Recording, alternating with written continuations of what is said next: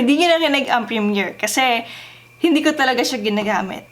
After I graduated Multimedia Arts and people use Canva, I was like, yabang diba? It's not really on the software, but it's all about how effective your design is and how efficient you are as a designer.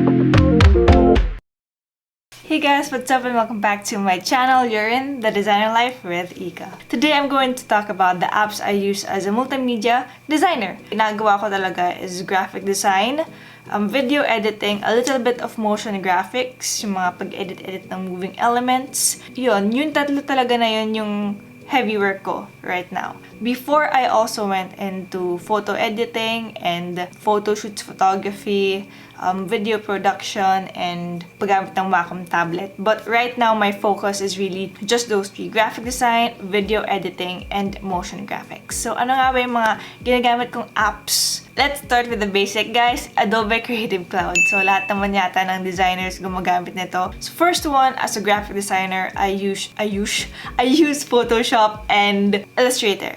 I use Photoshop a lot when it comes to photo manipulation, posters that also need a lot of elements and not really vector-based, but just heavy on design and images. Adobe Illustrator if it's vector-based. So, illustrations, drawings, caricatures, yung mga logos and icons na pinapagawa sa akin. I only started learning Adobe Photoshop and using it when I was in college kasi required. But prior to that, I was using PowerPoint, Word, kung anong photo collage na free na meron dyan sa internet. Yun yung mga ginagamit ko dati. And when I went into college and they taught me, yun. So, I started learning the basics in college. And right now, I still research, learn, watch tutorials kasi hindi ko pa rin alam lahat kung paano i-edit particular effect or particular poster style. For Lightroom, I don't really have photo shoots right now. So, hindi ko siya ginagamit. But if ever I need to edit something, Photoshop has its Lightroom. It has its camera raw filter, which is basically the interface of Lightroom. So, kung paisa-isa lang naman, and when I have to edit images for posters, madali na lang. Nandun na rin yung editor for the photo or the images. Next one I use na Adobe pa rin is After Effects. Yun yung ginagamit ko for motion graphics. So, a little tip, I either use Photoshop or Illustrator to collage or to lay out. Ayan, so doon ko siya i-layout, let's say Photoshop, and then I will just put them in layers. Yung text, yung background, separate kung ano man yung mga i-animate ko per layer. And then once I rename it, once na tapos na yung design, and na-separate ko sila into layers, I import that in After Effects. So, mas madali na lang yung process. At least, naka-layout na lahat. It's hard when you try to export every single element.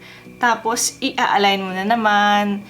Dun mo lahat gagawin. It's so much easier because right now, all you have to do is to animate per layer and add the effects that you want. Pwede rin naman ng Illustrator if it's heavy on vector. If there are other things that I have to add, then I just add other layers in After Effects. But generally, those two apps, Photoshop and Illustrator, makes it easier for me to do motion graphics. Yun ang ginagamit ko under Adobe. So, hindi nyo narinig ang Premiere kasi hindi ko talaga siya ginagamit.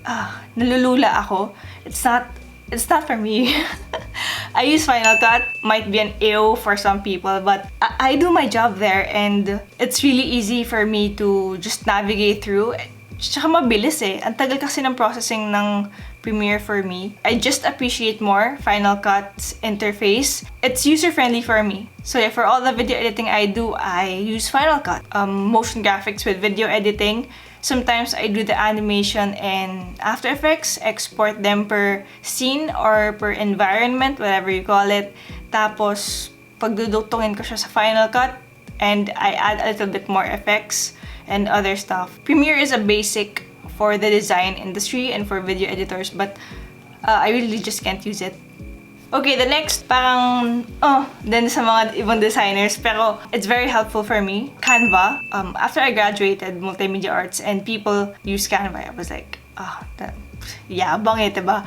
Porket graduate ng MMA. Pero nakita ko talaga yung use niya. It's a quick solution to a lot of my design needs and client needs. Especially if you need collaboration. Hindi naman marunong yung mga client mo sa Photoshop. So how will you turn over those designs? Give it to the client via Canva. They can do the content and you just check if it's all aligned and everything is aesthetically aligned and beautiful. Everybody's happy. It's a win-win situation. For the designer side, it's easy process. You get your job done and you don't take so much of your time to just do one project. And win on the client kasi they got what they want. It's not really on the software, but it's all about how effective your design is and how efficient you are as a designer. So I use Canva with graphic design, of course. I think a lot of people do that. Sometimes on videos, I also use Canva for short animations. I already have the elements. Lagay ko lang siya, layout ko siya sa Canva. Yung animations don't pop and you have your GIF. You have a short video that you can send to your client. Enter-exit lang naman kasi, so sayang naman yung time ko if I do it manually in After Effects if I can be efficient with Canva. And basically, that's what I use. And I tried my best to make my life easier for me and the client. Ayoko naman na gumamit nga ng sobrang hardcore na software or application. Tapos ako yung mahihirapan. We need work-life balance. Anyway guys, that's what I use. What are you guys using? Comment them down below if you are Windows, Mac user, Final Cut, Premiere, or iMovie, or Windows Movie Maker. I don't know, comment them down below. If you have questions about these apps, just also let me know and I'll answer back. It's been fun, just a very quick video, and if you want to see something like this, don't forget to click subscribe, click the red button down below, and I'll see you next time. This has been Ika. See you guys in my next vlog. Bye!